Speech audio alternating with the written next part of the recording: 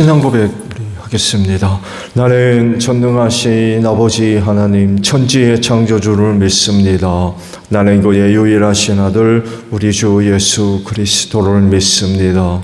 그는 성령으로 잉태되어 동정녀 마리아에게서 나시고 본디오 빌라도에게 고난을 받아 십자가에 못 박혀 죽으시고 장사된 지 사흘 만에 죽은 자 가운데서 다시 살아나셨으며 하늘에 오르시어 전능하신 아버지 하나님 우편에 앉아 계시다가 거기로부터 살아있는 자와 죽은 자를 심판하러 오십니다. 나는 성령을 믿으며 거룩한 공교회와 성도의 교제와 죄를 용서받는 것과 몸의 부활과 영생을 믿습니다. 아멘. 이 312장 부르시고 말씀을 보죠.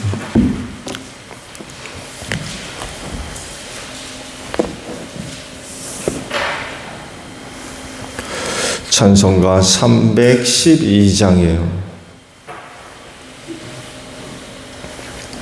너 하나님께 이끌리어 일평생 주만 바라면 너 어려울 때 힘 주시고 언제나 지켜주시리.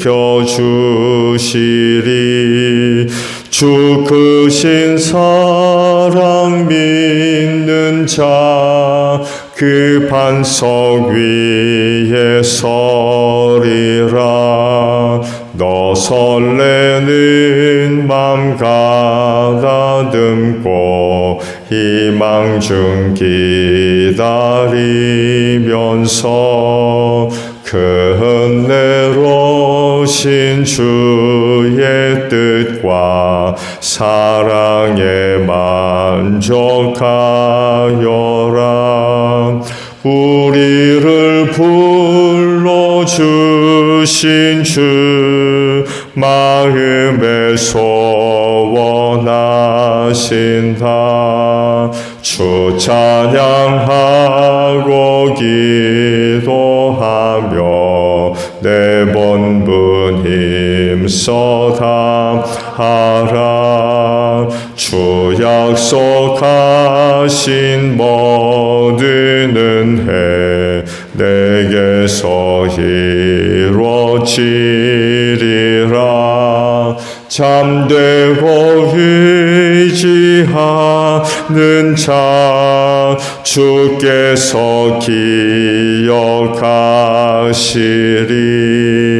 아멘. 민수기 20장의 말씀이에요. 1절로 13절까지 말씀 저와 교독합니다. 민수기 20장 1절로 13절에요. 첫째 달에 이스라엘 자손 온 회중이 신광야에 이르렀다. 백성은 가데스에 머물렀다. 미리암이 거기서 죽어 그곳에 묻혔다.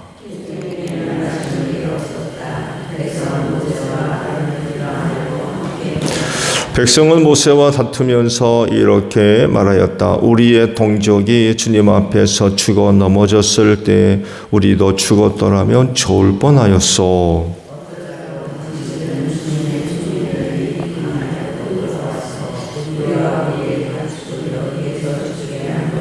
어찌하여 당신들은 우리를 이집트에서 끌어내어 이 고약한 곳으로 데리고 왔소. 여기는 씨를 뿌릴 것도 못 되요 무화과도 포도도 석류도 없고 마실 물도 없소.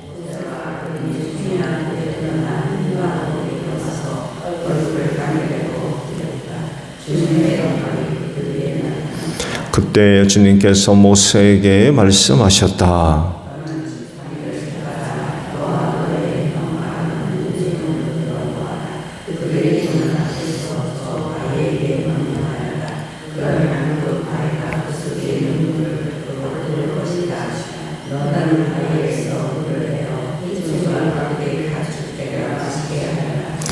모세는 주님께서 모세에게 그에게 명하신 대로 주님 앞에서 지팡이를 잡았다.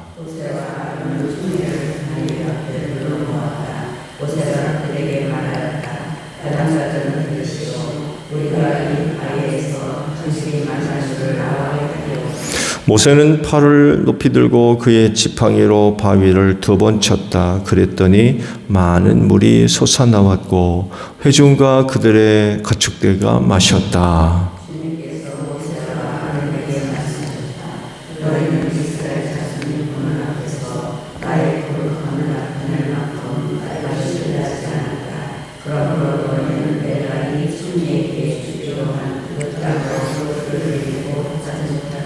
함께합니다. 여기에서 이스라엘 자손이 주님과 다투었으므로 이것이 바로 무리바 셈이다. 주님께서 그들 가운데서 거룩함을 나타내 보이셨다. 아멘. 오늘 아침에는요 10절에 있는 말씀을 봅니다. 중반절의 말씀이에요. 반역자들은 들으시오. 우리가 이 바위에서 당신들이 마실 물을 나오게 하리요 라는 말씀입니다. 오늘 주신 이 말씀은 무슨 의미로 이런 말씀을 하셨는지 명확하게 잘 드러나지를 않아서 그 말씀의 느낌과 의미를 아는데 조금 어려움이 있죠. 아무래도 번역의 한계라고도 할 수 있을 것 같아요.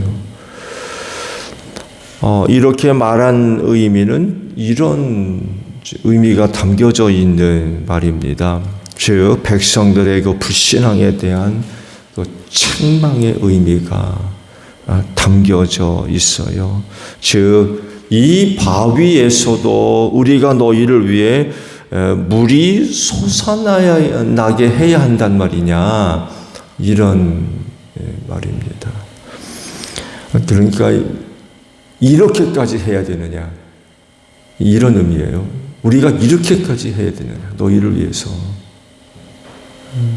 그들의 불신앙을 핀잔하는 그런 그 의미가 담겨져 있습니다. 광야로 나왔죠. 광야로 돌아 나왔어요. 그리고 이제 가데스라는 곳에 도착을 하게 됐는데 물이 없었던 거죠.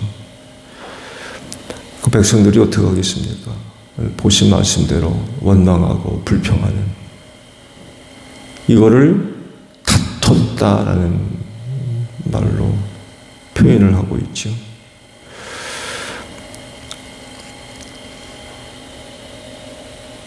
그들을 그런 곳으로 데리고 왔다는 거죠. 사실 그들이 그런 곳에 도착을 하고 또 그런 곳을 지나가게 되었다 할지라도 그들은 그렇게 그런 모습을 보여주면 안 되죠. 그렇죠? 그동안 저들 가운데 나타나신 하나님이 어떤 분인가를 알면 그렇게 행동하면 안 되죠. 두 가지의 모습들이 있어야 되겠죠. 언제가도 말씀을 드렸습니다만, 이 문제 해결을 위해 모세를 찾아와서 하나님께 중보를 부탁하든지, 아마 그게 가장 최선의 모습일 겁니다. 와서 불평, 불만, 다투는 건 저들이 보여줘야 하는 모습이 될 수가 없죠. 왜냐하면 그건 자기들의 잘못을 인정하지 않는 것과 똑같기 때문에 그렇습니다. 그들이 광야로 돌아 나올 수밖에 없었던 근본적인 이유가 뭐예요? 저들의 불신앙이거든요. 하나님을 믿지 못하는. 그래서 하나님께서 광야로 돌려보내셔서 40년 동안 돌아다니게 만든 거 아닙니까? 자기들의 죄를 깊이 인식을 하고 죄에 대한 책임을 지는, 고 주께서 말씀하시는 대로 자기 십자가를 지는 그런 그 모습들을 갖고 있었다고 그러면 어디 모세한테 와가지고 원망하고 불평하고 다투냐 말이죠. 그건 십자가를 지는 모습이 아니죠. 오히려 그걸 남에게 전가시키는 것과 똑같은 거죠. 너 때문에 그래. 근데 문제는 이 너 때문에라는 그것이 모세에게 대한 게 아니라 하나님께 대한 거였어요. 그 백성들 그리로 이끄신 분이 누구예요? 모세입니까? 하나님이시거든요. 그때도 여전히 불기둥과 구름기둥으로 그 백성 가운데 함께 하시는 하나님. 그들이 낮에는 구름기둥 바라보고 다니는 그런 사람들이었는데 모세가 그들을 그곳으로 이끌었다고 여기고는 와가지고는 원망하고 불평하고 다투는 거는, 이건 사실 그들의 입장을 생각해 본다면 절대로 그렇게 해서는 안 되죠.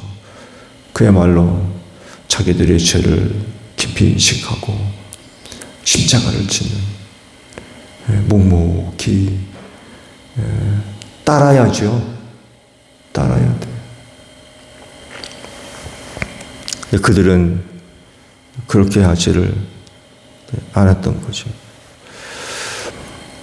이런 의미를 잘 알고 있는 모세가 그들을 향해서 그런 말을 한 거죠. 이렇게까지 우리가 너희를 위해서 해야 되느냐. 이렇게까지 해야 되느냐. 근데 하나님께 이걸 또 이제 심각하게 보셨죠. 말씀을 본 대로 모세에 대한 불신앙으로 영광을 드러내지 않았다라고 그러시면서 가나안에 못 들어가게 한다고 그런 말씀을 하셨죠. 안타까운 일이죠.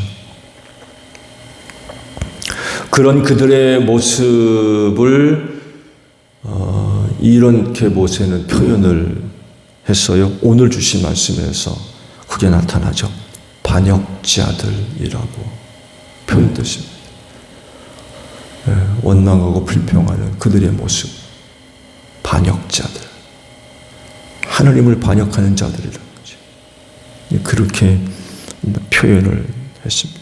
자기들의 지은 죄에 대해서 책임을 지지 않고 오히려 원망하고 불평하는 자들은 결국 하나님 앞에서 반역자들이었다는 거예요.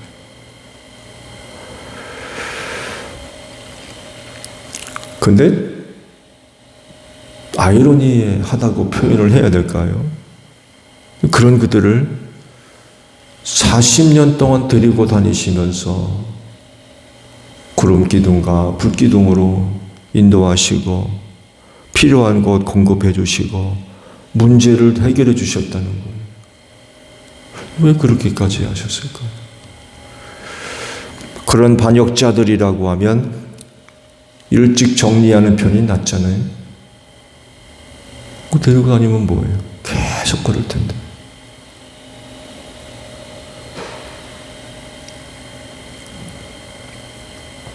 근데 그렇게 하지 않으셨어요. 왜 그렇게 하셨을까? 두 가지를 찾아볼 수 있을 것 같아요. 하나는 그 광야 1세대에게 계속해서 기회를 주시는 거예요. 돌이킬 수 있는. 만약 자기들의 십자가를 지는 그런 그 모습들을 보여주었다고 하면, 하나님의 그 성품을 우리가 생각해 본다고 하면 상황은 많이 달라졌을지도 몰라요. 그들이 자기들의 죄를 깊이 인식하고 하나님 앞에서 십자가를 지는 그런 그 겸손한 모습들, 자숙하는 거죠. 회개하며. 어려운 일을 겪을 때마다 원망하고 불평할 게 아니라 그때마다 자신들의 죄를 돌아보고 하나님 앞에 온전한 모습으로 서고자 하는 그런 그 모습들을 그 백성들이 보여줬다면 달라졌을지도 몰라요. 그런데 끝내 그러지 않죠. 끝내 그러지 않습니다. 다른 한 가지 이유는 연단입니다. 훈련. 누구를? 2세대입니다. 2세대.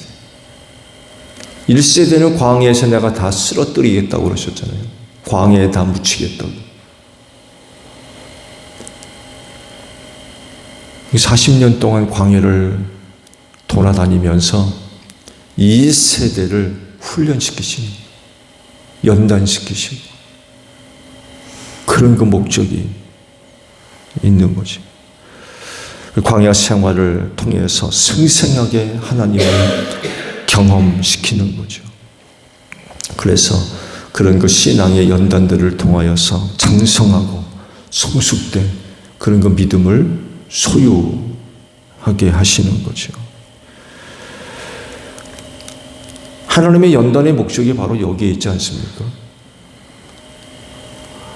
그래서 정금보다 더 귀한 신앙 만들어주시는 거죠. 광야의 훈련. 그 믿음을 가지고 가나안 땅에 들어갈 수 있도록.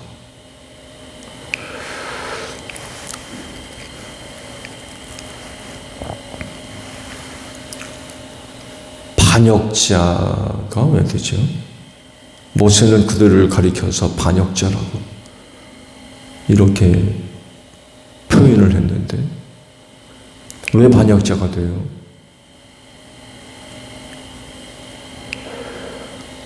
궁극적인 목적은 자기 유익입니다. 자기 유익. 자기한테 유익이 없고 도움이 되는 것이 없다고 하면 반역자까지 되겠어요?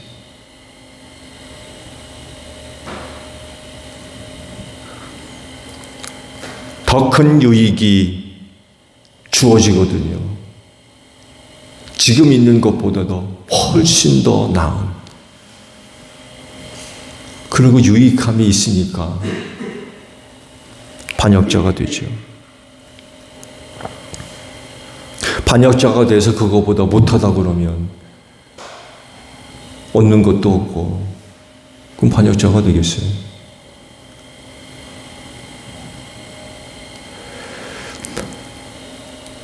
그리스도인을 예로 든다고 하면, 그리스도인이 반역자가 된다고 그러면 어떤 경우일까요? 어떤 경우? 가룟 사람 유다가 이 모습을 잘 보여주었죠. 그의 손에 들려진 은 30이 그걸 잘 보여줍니다. 손에 쥔 은 30.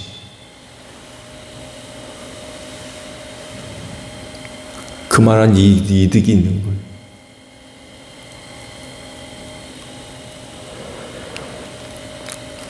또 다른 하나는 자기가 바라는 예수가 아니었던 거죠. 자기가 원하고 자기가 바랐던 예수가 아니었어요. 몇몇 학자들에 의해서 제기된 그런 내용들을 찾아보게 되면 그는 열심당원 중에 하나였을 거다라고 합니다.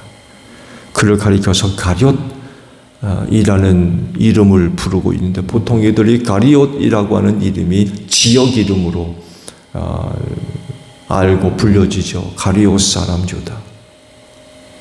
혹은 가문의 이름, 혈통의 이름으로도 그 앞자를 사용하게 되죠. 보통 가룟 사람 유다 하면 가리옷의 유다, 이런 의미로 많이 사용되어졌는데 그것만이 아니라는 거예요. 열심당원이라고 불렀던 은어 중에 하나가 시카리라는 그런 말이 있다고 그래요. 유대인들이 열심당원들을 은어로, 저들만의 비밀스러운 말로 부를 때에 시카리라는 말을 썼었다고 해요. 이 시카리라고 하는 단어의 뜻은 단도, 짧은 칼, 작은 칼, 이런 의미가 있는 단어가 시카리라고 합니다. 알려진 바에 의하면 실제 그들은 그 몸에 단도를 품고 다녔었다고 그래요.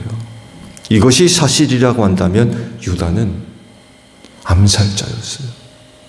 열심당원의 암살자. 명령 내리면 은밀하게 사람 곁에 다가가서 칼을 찌르는 거예요.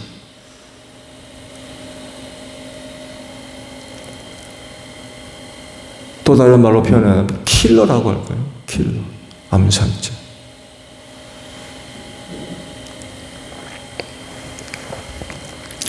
라틴어로 시카리를 히브리어로 음역을 하면서 히브리어미 오티를 붙이게 되면 이렇게 불리우게 된다고 그래요. 이스카리오. 그게 가룟입니다. 이스카리오.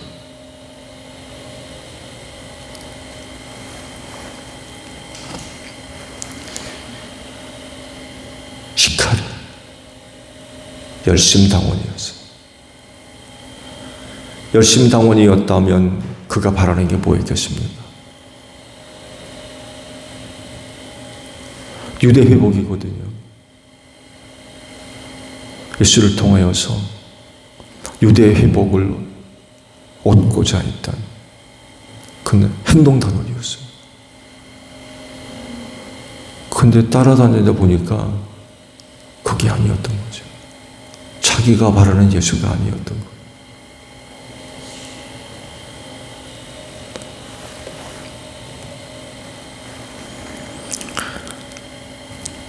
가룟 사람 유다와 관련된 말씀을 조금 더 드리면, 예수님이 바라는 사람이 되어야 되겠습니까? 아니면 자기가 바라는 예수라야 되겠습니까?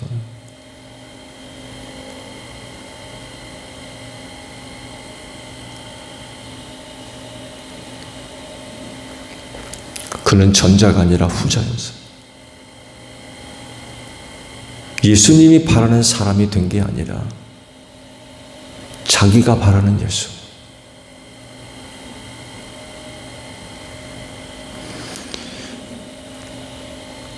예수가 마음에 안 드는 거예요. 자기가 바라는 예수가 아닌 거죠.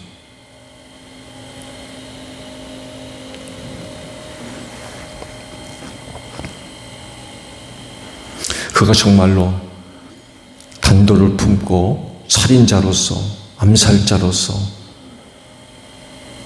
열심당원의 행동대원이었다고 하면 예수 파는 건 일도 아니었을 것 같아요. 버리는 거죠. 얻을 게 없으니까. 기대할 것도 없고. 그렇게 사는 사람들에게 뭐 윤리를 찾고 도덕을 찾습니까? 무슨 의리를 찾고 뭐 신의를 찾고 의미가 없는 거죠.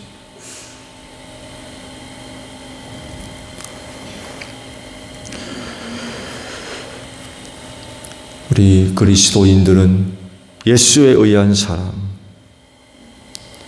그리고 예수의 사람이 되어야 되겠고, 또 예수를 위한 사람이 되어져야 되겠죠. 이런 모습이 바로 신앙생활을 바르게 하는 모습들이 될 겁니다.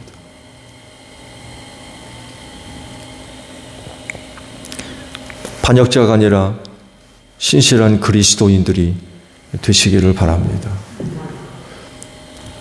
오늘 하루도 짧은 시간들을 보내지만 주님 앞에 신실한 자들로서 주님을 위한 분들로 하루 생활하는 여러분들이 되시기를 바랍니다.